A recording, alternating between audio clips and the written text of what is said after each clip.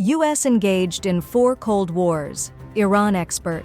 According to Karim Sadjadpour, a foreign policy expert, the United States is currently engaged in what he describes as 4 different Cold Wars, with China, Russia, Iran, and North Korea, and it must develop strategies to create divisions among these nations. Sadjadpour, a senior fellow at the Carnegie Endowment for International Peace, which focuses on Iran and foreign policy, suggests that the U.S. is confronting several Cold War scenarios rather than a singular, full-scale conflict. In an appearance on the Stay Tuned with Preet podcast, Sadjadpour noted that the country appears engaged in simultaneous Cold War-like situations with 4 distinct adversaries. The expert humorously referred to these nations by the abbreviation CRINK.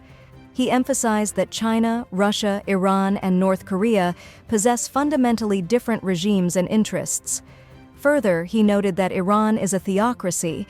Russian President Vladimir Putin has likely caused more Muslim deaths than other world leaders, and China has mistreated its own Muslim minority. Sadjadpour contrasted these regimes with countries like the US and the UK, which share common values and interests. He observed that the regimes in question have different values and often competitive interests, yet they aim to undermine the US-led world order.